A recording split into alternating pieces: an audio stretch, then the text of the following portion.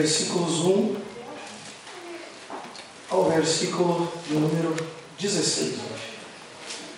Aleluia, toda honra, toda glória, todo louvor sejam dados a esse Jesus, Filho de Deus, que morreu por nós.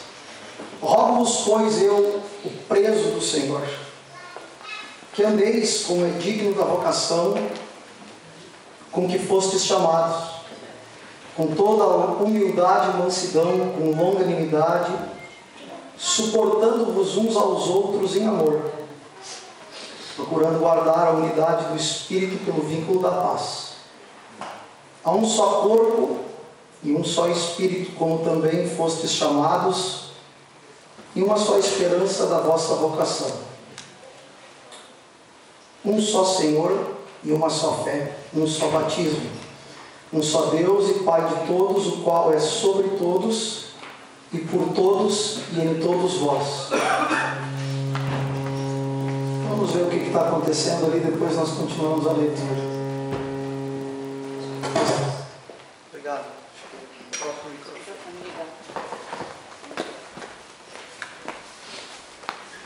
Mas a graça foi dada a cada um de nós segundo a medida do dom de Cristo. Então um pouquinho mais de retorno melhor. Por isso diz: subindo ao alto levou cativo o cativeiro e deu dons aos homens. Ora, isto ele subiu, que é, senão que também antes tinha descido às partes mais baixas da terra? Aquele que desceu é também o mesmo que subiu acima de todos os céus para cumprir todas as coisas.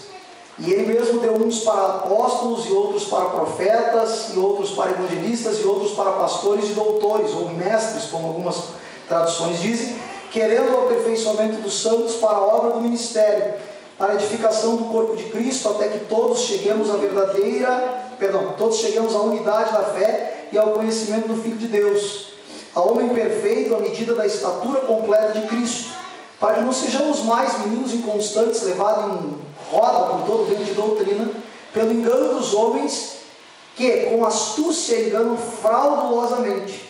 Antes, seguindo a verdade em amor, cresçamos em tudo naquele que é a cabeça, Cristo, do qual todo o corpo bem ajustado e ligado pelo auxílio de todas as juntas, segundo a justa operação de cada parte, faz o aumento do corpo para a sua edificação em amor.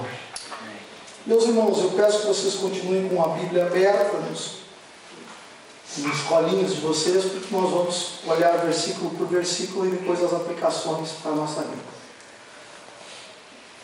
Olha, eu estou usando um comentário de um camarada chamado Francis Fox. E eu gostei muito do comentário dele, porque cada versículo que ele comenta, ele é cheio de grego, né? Então eu amei esse comentário. Ontem eu estava preparando o sermão e disse para aquela, né? Poxa vida, esse aqui é dos bons. E louvo ao Senhor, e eu vou tentar utilizar um pouco do grego que ele usa, que ele nos traz, apenas para ressaltar alguns aspectos que o texto em português não ressalta. E uma coisa, irmãos, nós tivemos uma ministração na semana passada do Davi, foi maravilhosa. Nossas ministrações em Efésios, elas estão seguindo um caminho assim de ascensão. Cada vez que ministra traz uma coisa melhor que a outra. Espero esta noite conseguir também trazer algo bom aos corações dos irmãos. Mas eu saí muito impactado com a mensagem do Davi. Ganhei a mensagem de presente, o esboço dela, fiquei muito feliz. E Davi conseguiu na semana passada fazer uma coisa que é difícil, irmãos. Quem prega sabe. Ele trouxe uma mensagem com uma clareza e simplicidade muito grande e com uma profundidade muito grande. Quem estava aqui prestou atenção na mensagem, viu o grau de profundidade que teve e o grau de simplicidade que teve. Ou seja, qualquer um poderia entender aquela mensagem e ao mesmo tempo os mais equipados teólogos iam nadar bastante nela também. Vamos lá. Como acontece, meus irmãos, frequentemente com as epístolas paulinas, a doxologia ou louvor Paulo usa muito isso.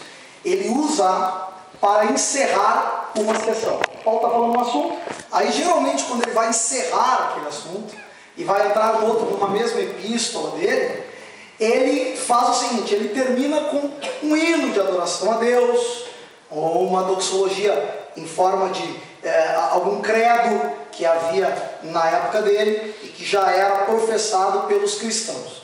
Então a doxologia final, o hino final do capítulo 3, o Davi até nos falou sobre isso, né? Marca o fim da primeira parte desta epístola. A epístola é dividida em duas partes, meus irmãos, certo? Essa primeira parte é predominantemente doutrinária. Paul Washer vai dizer que esta primeira parte de Efésios é um dos maiores legados teológicos que nós temos, que a igreja do Senhor tem, porque Paulo vai tratar, e o Paul Washer vai fazer referência a isso, de uma teologia muito profunda acerca da igreja. Então essa primeira parte ela é doutrinária. Agora os capítulos de 4 a 6, que hoje começamos no capítulo 4 e vamos até o 6, eles devem mostrar com detalhes práticos como a glória de Deus deve ser agora rendida ao próprio Deus na igreja, ou como a glória deve ser rendida a Deus na própria igreja. Então nós vamos ver que toda essa teologia que Paulo vai tratar dos capítulos 1 a 3, agora vai ter uma ligação com a parte prática. É interessante que Paulo começa mudando. Ele antes dizia que era o prisioneiro do Senhor, agora ele vai dizer que ele é prisioneiro no Senhor, certo? As cadeias, elas não limitavam a Paulo no seu interior, podiam limitar a sua parte física, mas ele compreendia que a sua prisão, ao contrário do que muitos hoje poderiam pensar, porque nós temos ouvido que uma pessoa estar presa ou com algum problema é sinônimo de derrota. Paulo não, ele liga a sua cadeia a Jesus. Ele diz: no Senhor, eu estou preso no Senhor, é o Senhor que comanda a minha vida, e eu estou limitado fisicamente, mas eu estou livre, glorificando aquele que vive e reina para todo sempre. Então, este aspecto é muito importante nós entendermos, porque Paulo, ele, como Davi falou semana passada, ele não faz nenhum tipo de apelo, meus irmãos, aos seus leitores, e ele não está, vamos dizer assim, triste por estar preso. Pelo contrário, ele está, como todos nós, sujeitos às nossas dores. Evidentemente ninguém gosta de estar preso, mas ele está livre, servindo aquele que vive e reina. Este capítulo, então, ele vai começar a tratar, como já disse, da parte prática. Mas anteriormente, Paulo já havia mostrado o grande propósito de Deus em Cristo para a sua igreja. Isso está nos primeiros 2 capítulos. Ele já havia orado para que Jesus viesse a conhecer a maravilha do seu plano, o seu amor, o seu poder e cada bênção espiritual que ele oferece. Mas agora, nesses capítulos que restam, ele vai escrever acerca de algumas coisas um pouquinho diferentes, linkadas evidentemente à primeira parte. Ele vai falar acerca da qualidade e do tipo de vida que se quer individualmente de cada um de nós na nossa comunidade. Ele vai mostrar como nós devemos andar, nós que somos esses salvos, redimidos, por quem ele orou, aqueles a quem Deus salvou na cruz do Calvário. Como é que nós devemos andar? E é interessante, irmãos, que isso aqui não é um mero ensaio de ética cristã. Paulo não está preocupado apenas em passar uma ética. Na verdade, a preocupação dele é fazer com que cada um de nós se torne varão perfeito em Cristo. Esse é o objetivo dele, dando as instruções que ele vai dar agora, certo? Ele começa então, meus irmãos, exortando a igreja. E aqui ele faz um apelo veemente para que todo homem busque esta perfeição, ou ser um homem perfeito em Cristo. Ele vai usar a palavra grega parakalo, que significa exortar. Mas aqui ela tem um peso um pouquinho maior, que é rogar.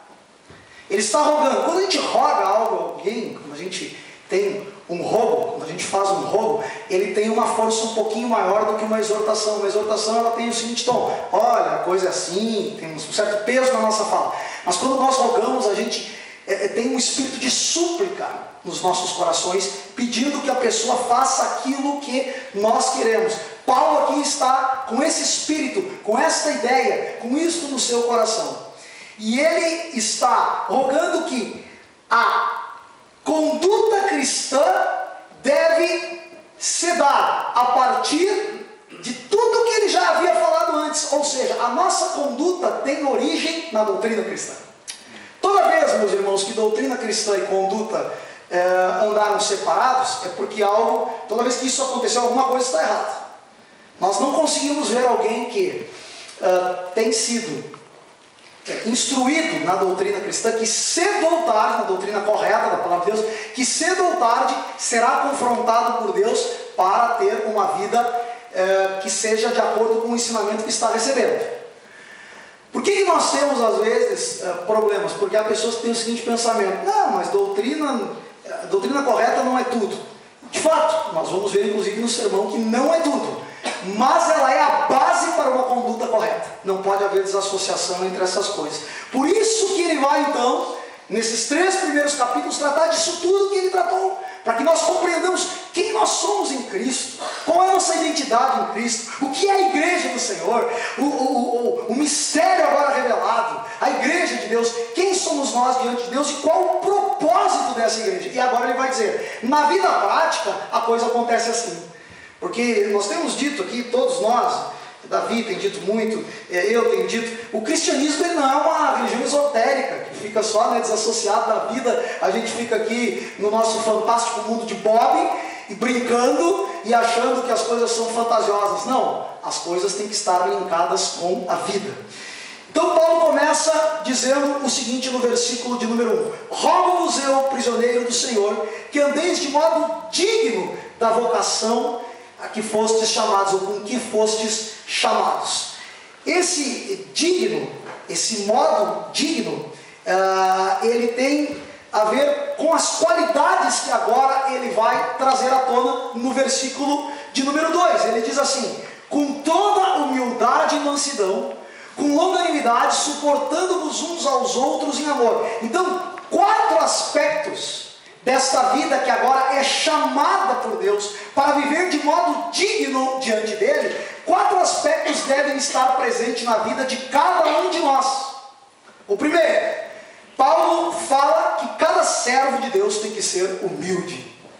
A palavra humilde aqui, meus irmãos, tapeinofrosine, tem a ver com chão, tem a ver com estar embaixo, tem a ver com ser quase que um tapete.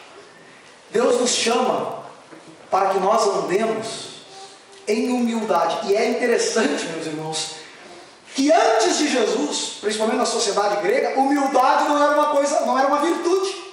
O cristianismo vai introduzir a humildade como virtude. Paulo começa: esta vida que foi chamada por Deus, ela tem que ser, acima de tudo, humilde. Em Cristo, a humildade tornou-se uma virtude. Sua vida e morte foram serviço e sacrifício, sem qualquer preocupação quanto à sua reputação. Devido ao fato de que o cristão é chamado a seguir seus passos, a humildade possui uma parte insubstituível no caráter cristão. E também porque, tendo sido levados a constatar a grandeza, a glória e a santidade de Deus, não pode deixar de sentir-se esmagado pela compreensão diante disso tudo, crente. Ele se joga no chão e diz: a ti toda a glória, toda a honra e todo o louvor. Humildade, então, é a primeira qualidade dessa nova vida, dessa chamada. Segunda palavra que ele vai trazer é mansidão. Mansidão, meus irmãos, tem o sentido de suavidade. É a palavra prautes. Você vai ser suave no trato com alguém, você é manso. Docilidade de caráter, certo? O adjetivo praus, que é uma declinação dessa palavra, era empregado para quê? Para designar um animal submetido completamente à disciplina e controle. Então a palavra mansidão no Novo Testamento é usada a atitude de uma pessoa para com a palavra de Deus, mas também para com os outros. O crente precisa ser manso e humilde. Notem que essas qualidades, elas são quase que sinônimo de algo que é fraco. Parece, né? Mansidão, A pessoa ficar mansa diante de uma situação, humildade, se abaixar, se reclinar. Paulo começa com isso. E nós vamos ver o porquê disso tudo. Em terceiro lugar, aparece a palavra longanimidade, que é a palavra grega macrotomia, que é usada às vezes para indicar a firme paciência no sofrimento ou infortúnio, embora mais frequentemente, como aqui, indique o não apressar-se em se vingar contra o mal. O crente que não se vinga, que tem uma situação que ele pode se vingar, que ele pode tirar vantagem em cima de alguém que lhe machucou, mas ele prefere não fazer isso, porque Deus está controlando a sua vida. E o último requisito, que é quase que um fecho desses todos, ele vai dizer assim, lá no versículo de número 2: suportando-vos uns aos outros em amor. Suportar, esse quarto requisito, também é uma qualidade divina, e é uma manifestação prática dessas outras três, mas principalmente da longanimidade. Significa o quê? Ser clemente com as fraquezas dos outros, não deixando de amar o próximo ou aos amigos devido àquelas suas faltas que talvez nos ofendam ou nos desagradem. E Paulo vai terminar dizendo que todas estas coisas têm que ser feitas em amor. Essa é uma outra coisa que eu gostaria de observar. Você vai ver que nesse capítulo Paulo vai voltar frequentemente em amor, em amor, em amor. Ele vai falar muito sobre isso. Tudo que agora segue, meus irmãos, então, depois dele nos chamar a vivermos uma vida de modo digno, e ele vai dar as qualidades dessa vida, de como ela deve ser, tudo que segue agora pode ser considerado como uma expansão do apelo que ele acabou de fazer. Ou seja, a pessoa que vive esta qualidade de vida e esse tipo de vida que está no versículo 1 e 2, uma vida digna, com mansidão, com longanimidade, com humildade, as coisas que se seguem, certo? É uma expansão deste tipo de vida que Paulo apela para que nós que fomos chamados por Deus venhamos a viver. E a primeira aplicação que esta vida de humildade, longanimidade, a primeira junção que tem, diz respeito à unidade da igreja. Paulo vai começar a falar, e ele vai falar no versículo 3, 4, 5 e 6 sobre esta unidade. Ele vai falar sobre a unidade do Espírito. Alguns pensam que isso é uma unidade espiritual da igreja, meus irmãos, no sentido em que os espíritos humanos são ligados onde quer que homens e mulheres se encontrem, partilhando das coisas que já têm em Cristo Jesus, certo? Aqui, entretanto, é quase certo que o apóstolo tenha em vista a unidade como um dom de Deus. Deus é quem dá a unidade à igreja, e isso só se tornou possível pelo quê? Pela cruz de Cristo. Porque Cristo morreu por mim e por você. E por isso nós podemos nos unir. Podemos estar unidos. Essa unidade não é algo, meus irmãos, que pode ser criada pelo homem. Deus não criou. O homem não conseguiu criar essa unidade aqui. O que nós temos aqui não é criado pelo homem. Foi algo que Deus fez por nós, inaugurando isso na cruz. E nenhum tipo de homem tem este poder. Certo? Paulo então começa a falar de que essa unidade, ela vem até nós como um dom, e a nossa responsabilidade é preservá-la e resguardá-la em face das muitas tentativas de dentro e de fora da igreja de destruí-la. Tanto que ele vai usar o seguinte termo: esforçando-se diligentemente. Sabe o que é alguém que é diligente? É alguém que vai em uma diligência, né? Vai atrás da coisa e vai indo, até que consiga. Paulo está dizendo a nós: vivam a vocação de vocês, a fim de que a unidade da igreja seja preservada. E ele vai dizer por que esta unidade tem que ser preservada. Porque ele começa a falar dos muitos aspectos que nos unem, certo? Das muitas coisas que nos une. Ele começa então no versículo de número 4 dizendo: há um só corpo, e depois ele vai dizer: um só Espírito, como também fostes chamados em uma só esperança da vossa vocação. Paulo, meus irmãos, ele está consciente da variedade de pessoas, da variedade incontável de pessoas, com pensamentos, com ideias, com vontades diferentes dentro da igreja do Senhor. Ele sabe também das origens raciais que existem dentro da igreja, sociais. E o que ele quer? Ele quer que aqueles crentes de Éfeso e que nós estejamos cônscios da realidade desta unidade. E ele vai então começar a dizer todas essas coisas. Nós fomos trazidos para dentro de um corpo e para sermos um só corpo. Estar em Cristo significa estar em seu corpo. Aqui os desigrejados se quebraram. Tem gente que acha, na sua cabecinha, que pode viver sem estar ligado a uma comunidade de fé. Não, eu tenho um movimento agora, I Am Church. Claro que eu sou a igreja individualmente, claro que cada um de nós é a igreja. Mas a vida cristã só se expressa em comunidade. Essa coisa de eremita, isso foi lá, um movimento que houve, lá um movimento monástico, em reação a Constantino, quando começou a mundanizar a igreja, e mesmo assim isso não é o ideal de igreja. Mesmo os monastérios depois começaram a viver, não existiam mais monges que viviam dentro de uma caverninha sozinhos, começaram a viver em comunidade, começaram a criar os monastérios para poder compartilhar a fé. Então essa coisa de estar sozinho, isso não vem de Deus, meus irmãos, e de estar desassociado da igreja. Não, eu não tenho igreja, eu posso ser igreja aqui na minha casa, eu posso ser igreja. Ok, nós sabemos que a pessoa que crê em Cristo, ela está ligada a Cristo, mas ela tem que estar ligada ao corpo de Cristo. Por quê? Corta um dedo teu aí, joga fora. Se ele começar a caminhar, repreende em nome de Jesus, que é diabo. Repreende que é o Satanás que está caminhando ali naquele dedo. É o diabão. Cabuloso. Porque ninguém consegue fazer o seu dedo mover sozinho. A não ser algum mágico, um endemoniado, sei lá. E nós somos um corpo.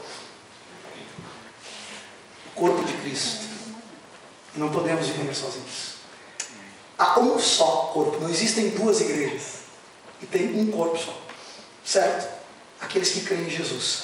Estar em Cristo significa estar em seu corpo. Ainda assim, irmãos, nós temos que ter cuidado com uma coisa, para não pensar que a unidade aqui que Paulo está trazendo também seja algo simplesmente espiritual e invisível. Eu pertenço à igreja do Senhor. Não, ele está falando de quê? Pertencemos sim à igreja universal de todos os santos, mas precisamos ter uma congregação local, onde nós vamos o quê? Comungarmos com os outros e também prestarmos conta da nossa vida cristã. Eu tenho um amigo que esses tempos nós tivemos um atrito, porque ele se candidatou à vereança e ele começou a ir para dentro da igreja pedir voto. E o que acontece? Esse amigo está fora da igreja, ele ia com uma Bíblia embaixo do braço para a igreja pedindo voto. Eu confrontei ele, disse: está te convertendo, fulano? Que bênção, hein? Ele ficou bravo, apagou meu post no Face e me ligou numa brabeira. Que isso? Como é que tu pode me julgar que eu não sou crente? Eu digo: tu é crente? Que legal, queria só saber uma coisa de ti. Quem é teu pastor? Está tomando ceia aonde? Mas isso eu não preciso. Não, precisa sim. Todo cristão tem que estar vinculado a uma comunidade. Ainda que ele talvez não consiga ir tão frequentemente nela, mas ele tem que estar ali, recebendo instrução e comungando com os irmãos. Os reformadores, meus irmãos, foram os que mais trouxeram essa ideia, esse conceito de igreja invisível. Agora, eles também batiam neste fato: para ser membro do corpo de Cristo, você tem que estar ligado a uma comunidade. Assim como há um só corpo, meus irmãos, há só um Espírito, e aqui está se tratando do Espírito Santo. Todos que são membros desse corpo único o são. Por quê? Porque o único Espírito Santo de Deus habita neles. Eles são edifício, eles são lavoura de Deus. E porque o Espírito Santo, o único Espírito Santo, habita neles, não tem dois Espíritos Santos, né? Por isso eles devem viver em unidade. Esse fato, ele vai obstar, meus irmãos, qualquer ideia de ser a igreja mera organização. Eu estou ligado a isso aqui porque é uma organização. Não, você está ligado aqui porque o Espírito Santo te convenceu, te trouxe e habita em você e habita em mim, aleluia. Não é, eu estou vinculado a uma denominação, a uma instituição. Eu estou vinculado ao corpo vivo de Jesus Cristo. Paulo está dizendo isso aqui. Há um só corpo e há também um só Espírito. E é interessante, meus irmãos, que há um só penhor. Por quê? Porque o Espírito Santo é o nosso penhor. Glorificado é o nome de Jesus. Existe também um só Senhor, que é Jesus Cristo. Paulo aqui, meus irmãos, ele vai estar trazendo uma espécie de credo. E esse credo ele expressa mais do que uma crença compartilhada.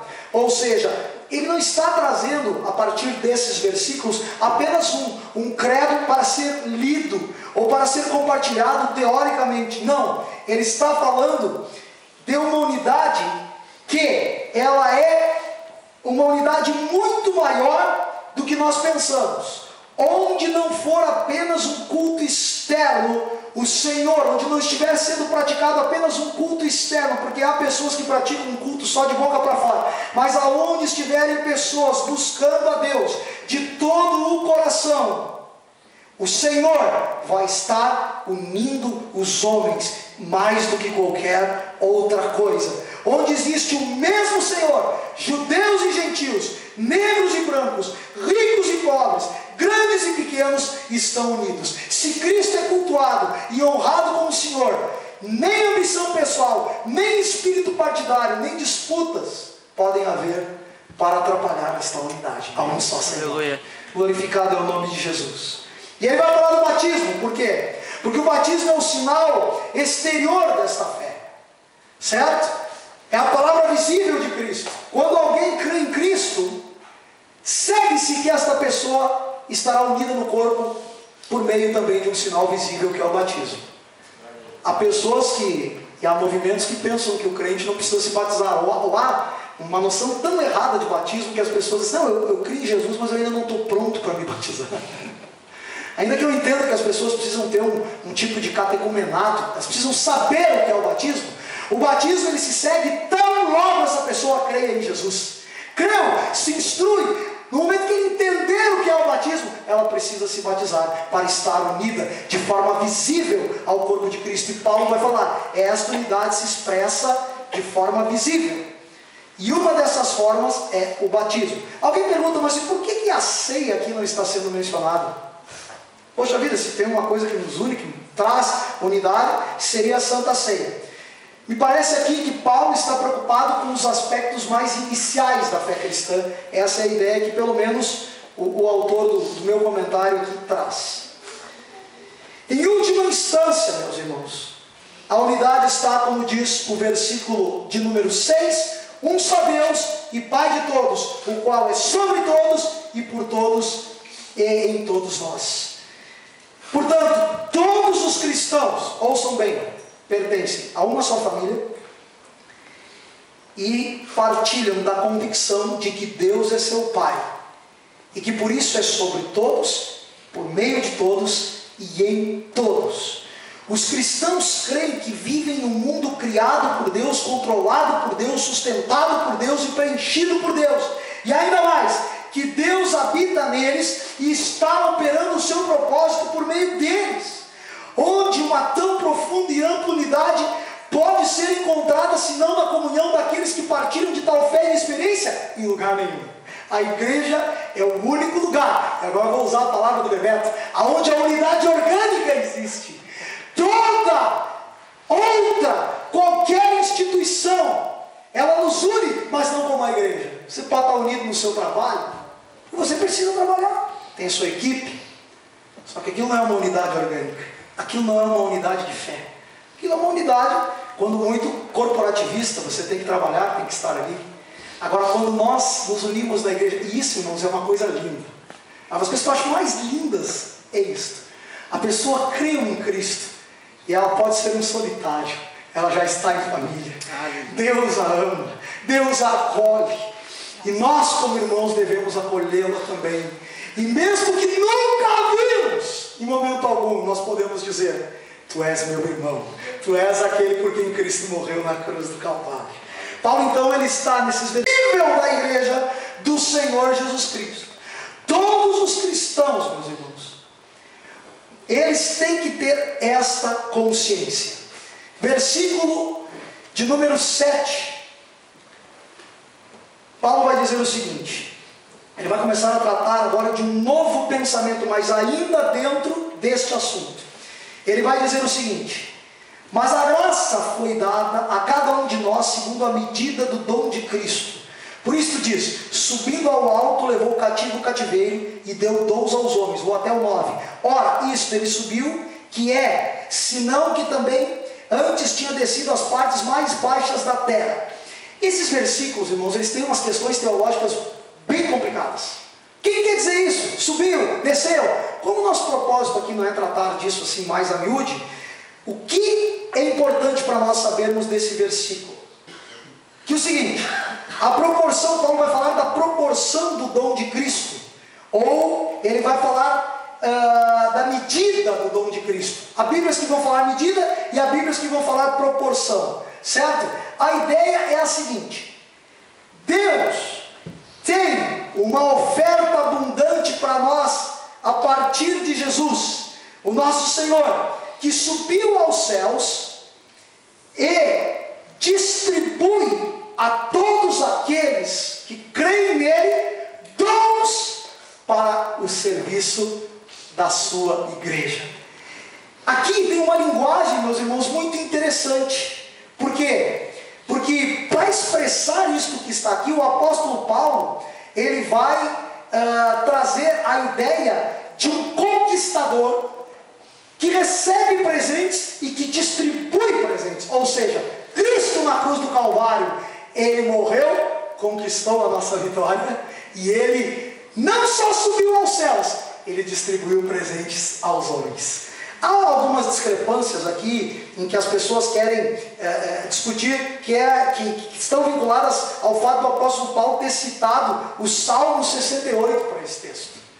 Lá no Salmo 68 diz que Cristo teria recebido dons e não nós. Mas a ideia aqui, os estudiosos, os teólogos que estudam mais a fundo a exegese, eles vão dizer o seguinte: Cristo realmente recebeu dons, mas ele recebeu não para ficar para ele, ele recebeu para distribuir para os homens, para que eles edifiquem o seu corpo. Glorificado é o nome de Jesus. Continuando, nos versículos agora de número 10, 11 e 12, Paulo vai começar a falar agora sobre, os versículos 11 e 12, ele vai começar a falar agora quais são esses dons, especificamente, que Jesus, quando conquistou a nossa vitória na cruz, que dons são esses que ele deu à igreja e para que ele deu à igreja? É o que se segue nos versículos depois do 11 e 12, ou seja, no 13, 14, 15 e 16. Ele vai citar alguns dons que Deus deu à igreja, e ele vai falar especificamente deles. Todos esses dons, meus irmãos, ele concedeu e ele deu com vistas a alguns propósitos que nós vamos ver. Todos em seus ministérios particulares, que são esses que Paulo vai começar a citar agora, a saber, apóstolos, profetas, pastores e mestres, todos esses são dons espirituais que são presentes de Deus à igreja. Para quê? Para que nós sejamos ministrados até que cresçamos. A igreja, meus irmãos, aqui pode até indicar, as igrejas em geral podem indicar pessoas para funções e trabalhos diferentes, mas a menos que Deus tenha comissionado e dado a essas pessoas como dons à igreja, de nada vale o comissionamento das pessoas que não têm esse respaldo do Senhor. Isso é uma coisa muito séria. Nós vemos pessoas que muitas vezes são indicadas, são conclamadas, mas porque não são chamadas por Deus, saem fazendo tudo que é coisa que não presta. Não tem o chamado de Deus, não são dom de Deus. E aí acabam fazendo tudo o que não é do propósito de Deus, porque não tem o selo do Senhor e a aprovação do seu ministério. Vamos ver o que esses dons são, ou quem são esses dons, que eu já citei, e quais as funções deles.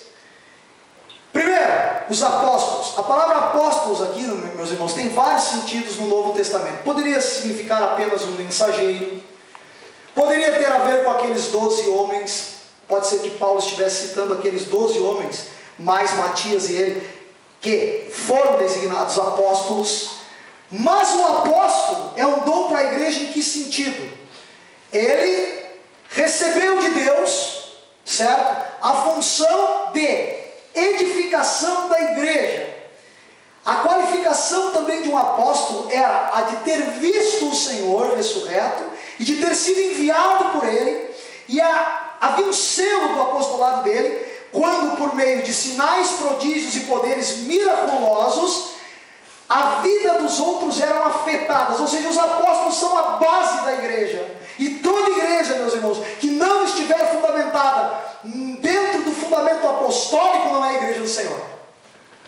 Se a igreja que ensina coisas que não foram ensinadas pelos 12 apóstolos de Jesus, não é igreja do Senhor. Pode se tratar do que quiser, menos de igreja do Senhor. Então Paulo está dizendo, um dos dons que Deus deu à igreja para a edificação dos santos, como nós já vamos ver daqui a pouquinho, são estes homens chamados apóstolos. O segundo grupo, os profetas. Quem eram esses profetas? Profetas eram pessoas, meus irmãos, que podiam muitas vezes, por fala inspirada, ouçam bem, predizer o futuro. Mas tal como os profetas do Antigo Testamento, a grande parte desses profetas tinha um ofício que era o seguinte: proclamar a palavra de Deus, procurando mostrar aos homens os seus erros, exortando-os para que voltassem a Deus. Então o profeta aqui era aquele que apontava, dizendo: o erro está ali. E ele era um dom de Deus. Falava de forma inspirada. Pensem, naquela época não tinha Bíblia, irmãos. Eles não tinham a Escritura como nós temos. Tinha o Antigo Testamento, mas não tinham esse acesso. Então Deus dava uma mensagem inspirada àqueles homens e eles falavam. Depois veio os evangelistas. Nós vamos ver que Filipe é um evangelista. São pessoas que tinham aquela obra de pregação itinerante, que iam de lugar em lugar. Também eram dons de Deus e lá pregavam o evangelho. E por último, os pastores e mestres. Interessante aqui, meus irmãos, é que quando se fala em pastores e mestres, nós temos a tendência de dividir esses dois ofícios. Um é o pastor e o outro é o mestre. Só que no grego, a coisa está bem unida.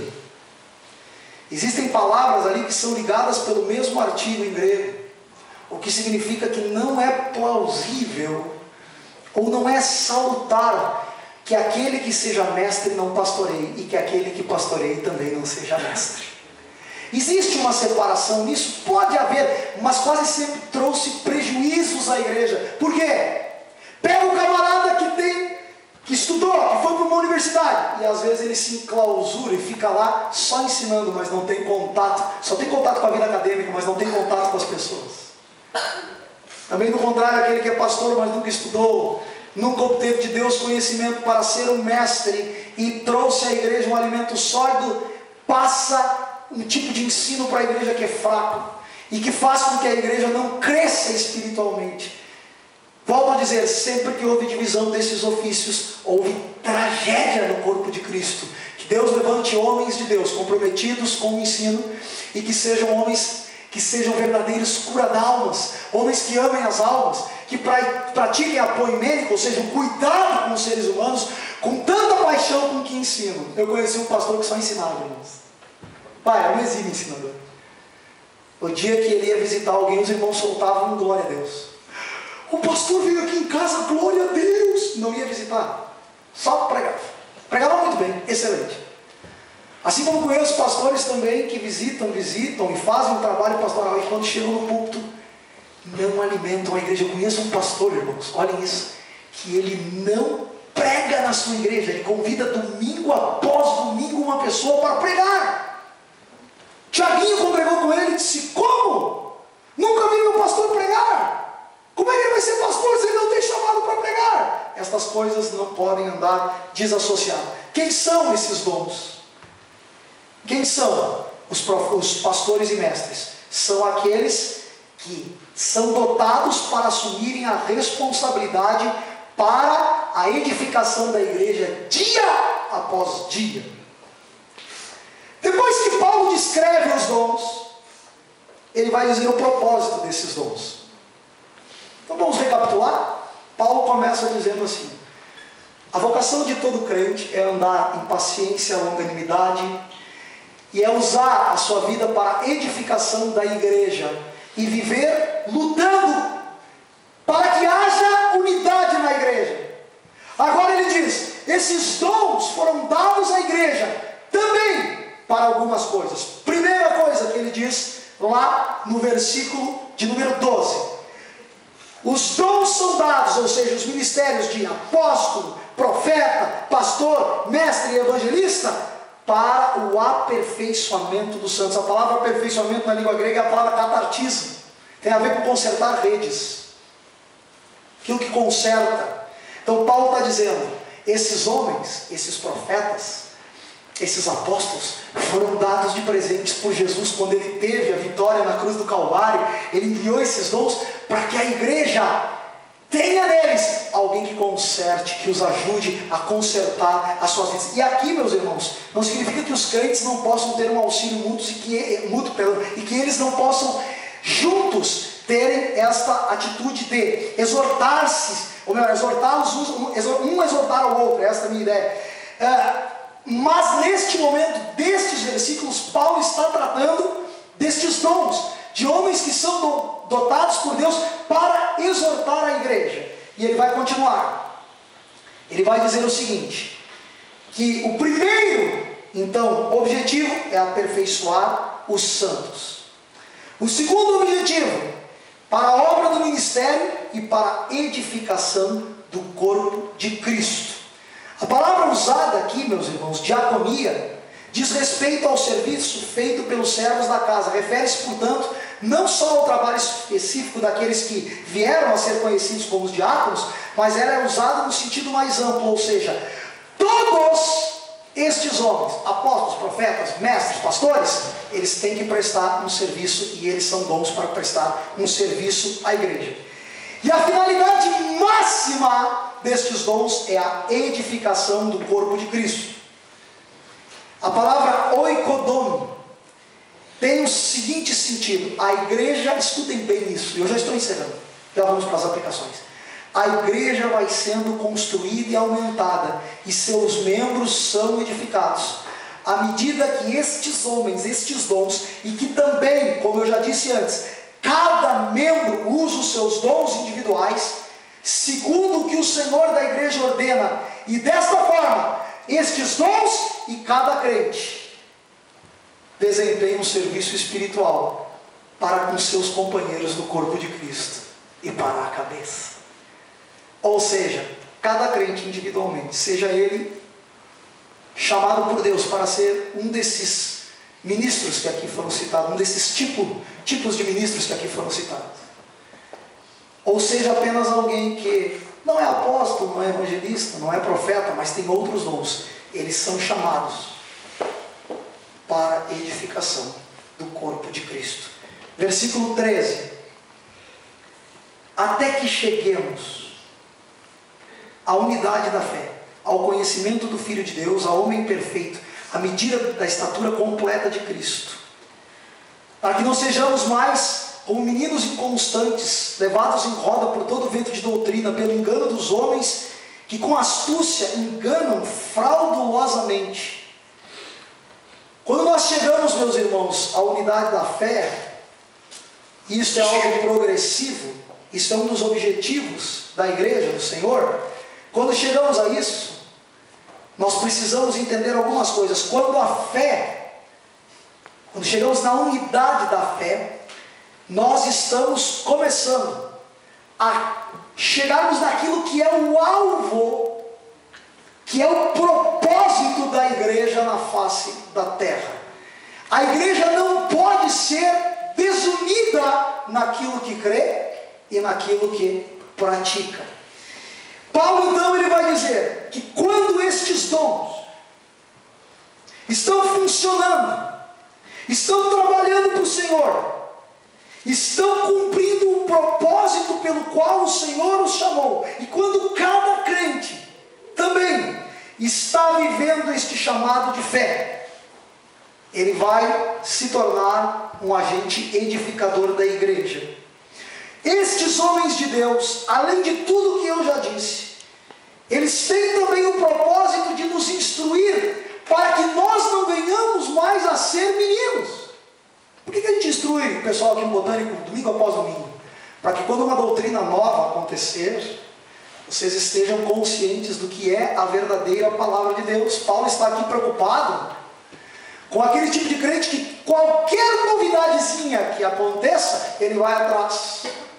Ele procura saber. E já no tempo de Paulo tinha muito disso.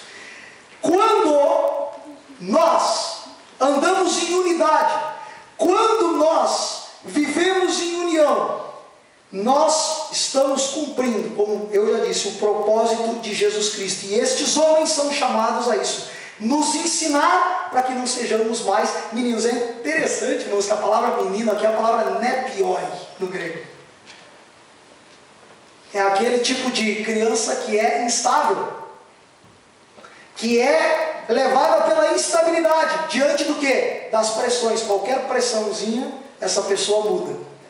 Tem uma outra expressão aqui também: agitados de um lado para o outro, como uma onda do mar. Paulo está dizendo, estes homens, esses dons de Deus, eles foram dados por Cristo, para que por meio da instrução deles, por meio da vida deles, a igreja comece a crescer e tenha uma maturidade e chegue à unidade da fé. E ele conclui dizendo que o corpo, quando ele é bem ajustado e ligado pelo auxílio de todas as juntas, segundo a justa operação de cada parte, faz o aumento do corpo para a sua edificação em amor. De novo ele vai trabalhar com a palavra, com a expressão amor. O versículo anterior, que eu não li, fala de seguir a verdade em amor. Este versículo ele tem a ver com verdade vivida por meio do amor. E o resultado desta vivência de uma verdade em amor deve desembocar dentro do corpo de Cristo, para que bem ajustado, como eu acabei de ler, e ligado pelo auxílio de todas as juntas, de cada membro do corpo de Cristo, segundo a justa operação de cada parte, faça com que aumente este corpo para a edificação de cada um em amor. Quais são as aplicações que nós temos deste texto? Primeiro, Deus deseja que andemos de modo digno da nossa vocação. É preciso que por meio da sondagem do Espírito Santo e da palavra, compreendamos que a vida cristã é mais do que um assentimento intelectual dos dogmas e da ética cristã. O botânico tem teologia para dar e vender. Ninguém vai poder dizer que aqui não foi instruído teologicamente. Ninguém. Se um dia eu ouvir isso de alguém, eu vou dizer, mano, então não é o mesmo botânico que você foi. Aquele outro botânico que tem lá do outro lado, lá eu não sei como é. O jardim botânico da Travessa Serafim Terra 133 é bem dotado de teologia. Agora, Paulo, ele vai estar com esta verdade. Deus deseja que nós andemos de modo digno da nossa vocação. E precisamos compreender, vou repetir, que a vida cristã é mais do que um assentimento intelectual de dogmas e de ética cristã. Tanto que Paulo começa, meus irmãos, a carta, toda ela com uma forte instrução teológica e doutrinária. E a partir desse capítulo passa a enfatizar a importância do desenvolvimento dessas informações na prática da vida cristã. Qualidades como humildade, mansidão, longanimidade, que eu já havia falado antes. Qualidades como estas, e mais o suporte que nós devemos ter uns aos outros, devem estar presentes na nossa vida, principalmente em meio aos nossos irmãos, que são igreja e corpo de Cristo. Teologia e doutrina que não desemboca em vida, e principalmente aqui, entre nós, não vale de nada, meus irmãos. Nós já temos dito isso. Mas por que eu estou batendo nisso? Porque eu creio que é chegado o momento de que tudo isso que nós estamos vivendo e absorvendo teologicamente comece a ser encarnado.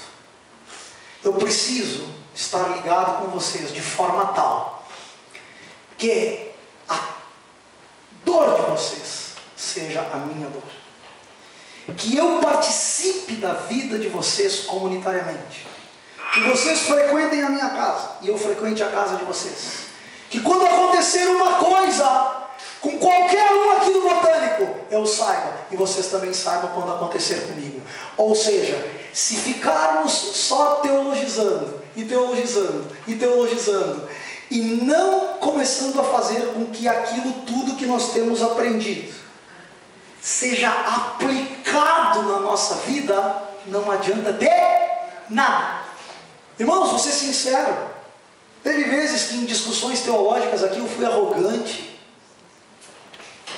eu não fui humilde. Teve vezes em conversas aqui que eu não tive longanimidade, nem humildade. Façam você um exame. Quando olham para nós, o que vem? Pessoas que por causa de uma doutrina, uma teologia muito bem assentada intelectualmente, traduz em pessoas que, ou somos vistos como pessoas que são longânimas, são humildes, são queridas, são amáveis, parece com Jesus? Ou somos uma pilha de teologia, uma pilha de sabedoria, uma pilha de conhecimento acumulado? Paulo está dizendo: tratei de todas as coisas que são importantes para que vocês vivam de modo digno. Agora, vivam! Como é que eu e você vivemos? De modo digno? Com toda humildade? Coisa linda é um irmão humilde, meus irmãos. Eu já vi irmão humilde. Coisa linda é irmão longânimo, que suporta o outro, que não bate de pronto assim quando tem algo que ele está tensionado, perdendo uma discussão, e ele não bate de pronto. Eu bato de pronto, muitas vezes. Não tive paciência, não tive amor. Peguei irmãos mais fracos algumas vezes, que não tinham o conhecimento que eu tinha, e machuquei a mente deles com o conhecimento que eu tinha. Peguei irmãos mais fracos no conhecimento, na doutrina, e não agi como deveria agir. E o meu pedido é que o Espírito Santo sonde a cada um de nós e que Ele nos faça entender que é muito bom estudar teologia. Não há aqui, meus irmãos, uma espécie de uma coisa em detrimento da outra. Não é isso. Para ser humilde eu não posso estudar. Para ser humilde eu não posso ter conhecimento. Não. O que tu faz com a doutrina que tu tem, com o conhecimento teológico que tu tem? Isso tem te transformado em alguém que vive a vida cristã de modo digno da vocação a que tu foste chamado, ou tem te transformado numa pessoa que as pessoas dizem assim, pelo amor de Deus, eu não quero falar com essa pessoa, porque ele é um arrogante, não dá nem para falar com ele. As ideias teológicas dele são as únicas que prestam, as ideias doutrinárias dele são as únicas que prestam. O que tem sido na nossa vida esse nosso andar de modo digno? Segundo, estas qualidades devem estar presentes em nós. Essas, longanimidade, humildade, visando uma única coisa, a unidade da igreja. Essa unidade deve ser buscada diligentemente, pois há um só corpo, um só Senhor, uma só fé, um só batismo, um só Espírito. Note que Paulo não está defendendo, meus irmãos, uma uniformidade. Você sabe a diferença entre uniformidade e unidade? Qual é a diferença? Uniforme é o seguinte: eu pego e visto todos nós iguais aqui, tá? Mas nós continuamos diferentes. Posso vestir todo mundo igual aqui. E nisso as igrejas legalistas são mestres em fazer, né? Todo mundo igualzinho, parece assim, tudo feito em série, assim, né? Sabe que isso é odioso aos olhos de Deus, meus irmãos? Sabe por quê? A maior beleza que existe é da diversidade. Deus quer que nós sejamos unidos na nossa diversidade. Deus chamou a cada um de nós, e cada um de nós é indivíduo diante de Deus. Nós somos igrejas, somos pessoas diferentes. Como é lindo! Eu sou diferente de você, mas Deus me chamou para mim ser seu irmão. Então Deus não está aqui por meio de Paulo querendo que a gente seja um monte de robozinho ou um monte de objetos que foram feitos em série. Não. Agora Ele está nos chamando o seguinte. Está nos chamando para o seguinte.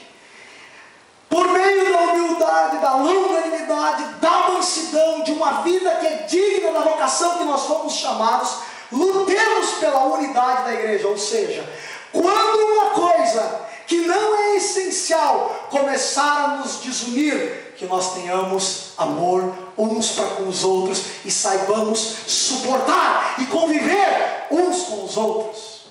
A Bíblia manda que eu e você lutemos por isso. Nós lutemos para que haja unidade.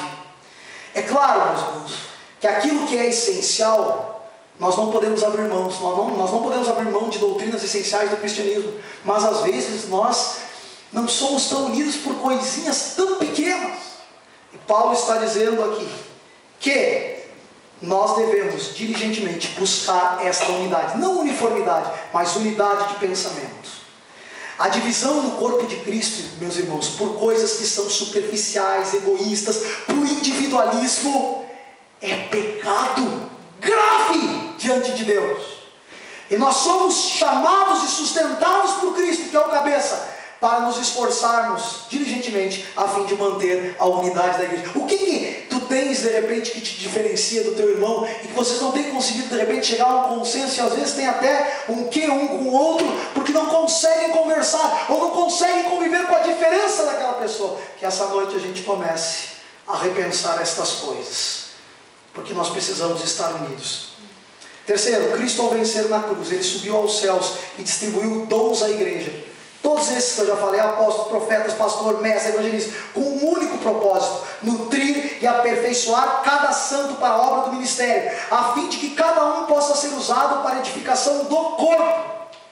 Quantos dons nós temos aqui que estão encruados? Vou contar uma historinha para vocês. Desculpe a hora, irmãos. É muito difícil 16 versículos tão profundos no tempo que eu tenho. Eu sei que eu estou cansando vocês, mas ouça. Uma vez um irmão teve em Canoas, ele é pastor de uma grande igreja americana, e ele disse o seguinte, que um dia a igreja dele estagnou e ele foi orar, e aí ele disse assim: Senhor, o que está acontecendo com a minha igreja? Eu não estou vendo mais ela crescer espiritualmente. Deus disse para ele: culpado é tu. Ele disse: o que eu fiz, Jesus? Pequei? E ele disse: sim. Quando é que tu ouviu os membros da tua igreja? Tu conhece os ministérios que tem espalhados aí no meio da igreja? Tu sabe as pessoas que têm dons que eu chamei para trabalhar para mim? O botânico não é composto de Davi Sander, Gabriel Canitz, Rodrigo Majewski, Diego Duarte, Géser Pires, Israel Ramírez e Edilene Malcará. Há muitos ministros aqui. Há pessoas que Deus quer usar com seus dons e talentos. Há pessoas que Deus quer usar, talvez não na pregação da palavra, mas em uma série de outras coisas. E cabe a nós, como igreja, começar a propiciar um ambiente de tal amor e de tal unidade, que esses dons comecem a vir à tona para a glória e para a edificação da igreja. Para a glória de Deus e para a edificação da igreja. Esses dias o irmão que tocava violão aqui, como é o nome dele mesmo, Davi? O Edmilson. Chegou e pediu para tocar conosco. Foi uma alegria. E o Davi disse para ele: vem que tem. Aqui é o lugar do vem que tem. É o lugar onde todos vão colaborar. Porque, como diz o Davi, eu concordo com ele. Eu estou citando bastante o Davi, porque a gente já conversou muito sobre esse aspecto de igreja. Todos nós temos um dom. Você sabia? Cada um de nós tem um dom aqui. Deus não chamou pessoas para não dar um dom para trabalhar com Jesus. Talvez tu não descobriu qual é o teu dom ainda, mas Deus te chamou. E está na hora do Jardim Botânico começar como comunidade a orar a Deus e a deixar que esses dons aflorem para a glória do nome de Jesus. Não são só 7, 6 obreiros. Todos aqui são obreiros. Todos são chamados a glorificar o nome do Senhor. Todos. Os dons, meus irmãos, que Deus nos deu, Ele morreu e conquistou e nos deu de presente. Olha isso, a linguagem aqui de Paulo é de um vitorioso, de um gladiador que venceu e disse: agora eu pego os despojos e dou para a igreja. Esse Jesus, Ele não deu os dons para nós ficarmos vaidosos. Tem gente que é vaidoso com o seu dom. Eu sei pregar, aleluia.